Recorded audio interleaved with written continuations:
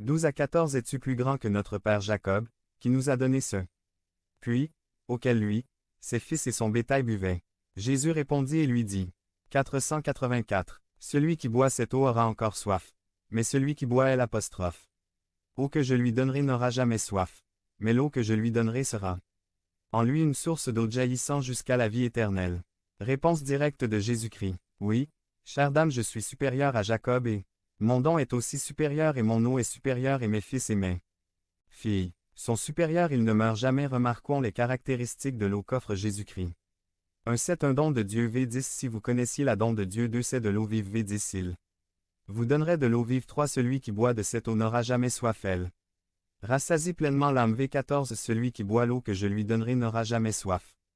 4. Elle devient fontaine. V14 Ce sera une fontaine en lui. 5. Cette eau donne la vie éternelle. V14 Eau qui jaillit pour la vie éternelle. Remarquons que la réponse de Jésus-Christ est ma supériorité a pour résultat ton salut.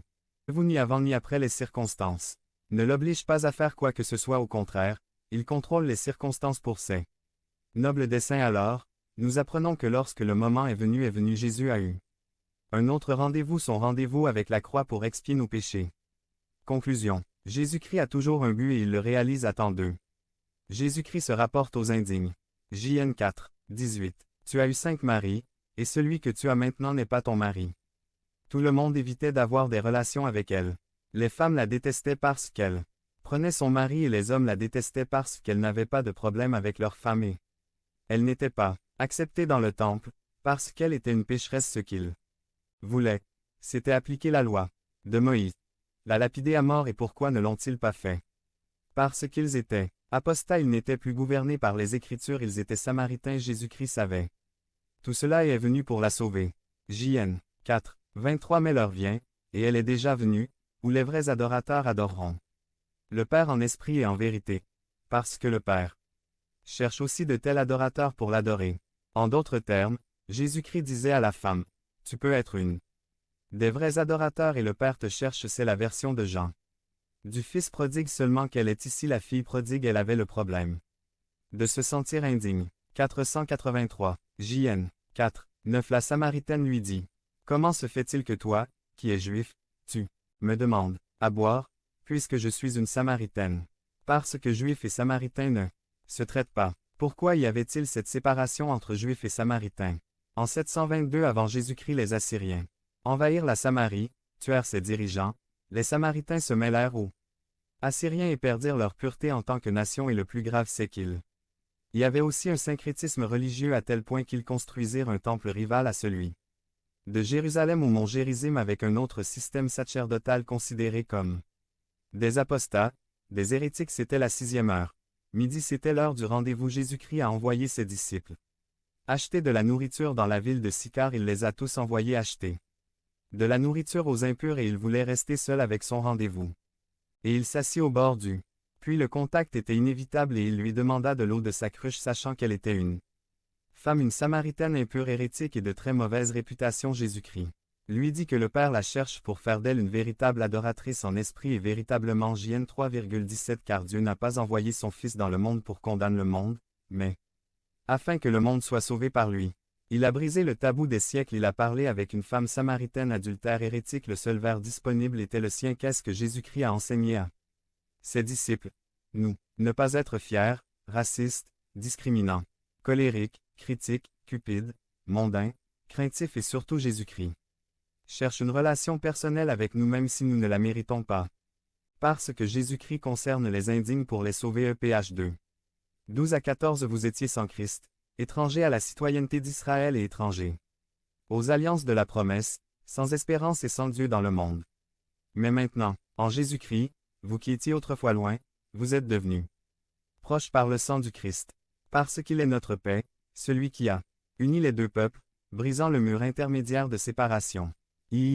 Jésus-Christ est supérieur. JN 4, 10 Si vous connaissiez le don de Dieu, et qui est celui qui vous dit, donne-moi à boire, tu lui demanderais et il te donnerait de l'eau vive.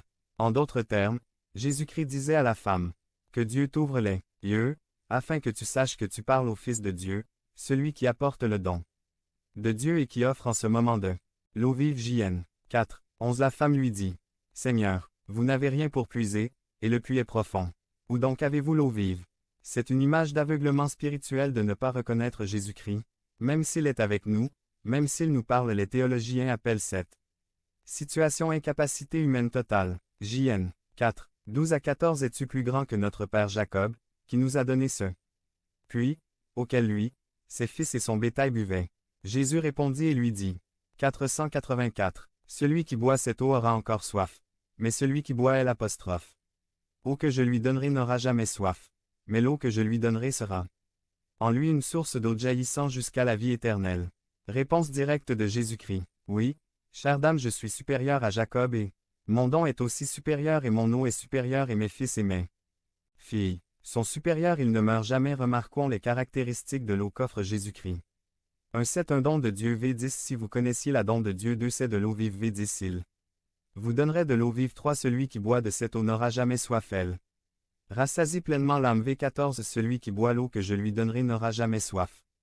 4. Elle devient fontaine. V14. Ce sera une fontaine en lui. 5. Cette eau donne la vie éternelle. V14. Eau qui jaillit pour la vie éternelle. Remarquons que la réponse de Jésus-Christ est ma supériorité a pour résultat ton salut. Jésus-Christ est supérieur à tout chef religieux. Bouddha, Mahomet, Confucius, Hare Krishna, le Dalai Lama. Il est supérieur à toute religion, hindouisme, shintoïsme, spiritualisme, mormonisme et tout autre isme. Ils ne satisfont pas Dieu. Dit que les assoiffés âmes s'approchent d'eux tous et ce sont des citernes crevassées qui ne contiennent pas d'eau. 55. 1 à 3. À tous ceux qui ont soif. Venez aux eaux, et ceux qui n'ont pas d'argent. Venez acheter et manger. Venez acheter du vin et du lait sans argent et sans prix. Pourquoi dépensez-vous votre argent pour ce qui n'est pas du pain, et votre travail pour ce qui ne rassasie pas? Écoute-moi bien, et mange ce qui est bon, et ton âme se réjouira de la graisse. Inclinez l'oreille et venez à moi. Écoutez, et votre âme vivra. Et je ferai avec toi une alliance éternelle, de ferme miséricorde envers David. Devenez membre de la chaîne et soyez un instrument de la parole de Dieu. Ne manquez pas cette opportunité d'avoir un impact sur des vies. Cliquez maintenant sur le lien dans la description et aidez-nous à diffuser la parole de Dieu. Révélation suprême par Wilbur Madera Rivas. Résumé. La révélation suprême de Dieu est Jésus-Christ, notre prophète, prêtre et roi. Ma mère nous raconte que la première fois qu'elle a rencontré mon père, c'était pendant ses vacances à Puerto Progreso. La famille de ma mère passait quelques jours chez des parents proches dans cette ville et à cette occasion, elle était avec des amis sur la plage et une connaissance de la famille est venue avec un ami et ils lui ont présenté ce jeune homme. Elle était assise sur le sable et le jeune homme resta debout tout le temps qu'ils parlèrent jusqu'à ce qu'ils lui disent au revoir et partent. Ma mère raconte qu'en rentrant à la maison, elle a dit à ses frères qu'il lui avait présenté un jeune homme grand et séduisant. C'était la première impression qu'il avait de lui. Lorsque mes oncles, qui étaient un peu plus grands que le dénominateur commun des Yucatèques, ont rencontré mon père pour la première fois, ils n'arrêtaient pas de plaisanter avec ma mère parce qu'en réalité mon père était petit. En fait, plus petit que ma mère. Ils lui ont dit des choses comme « Faites attention lorsque vous entrez dans la maison.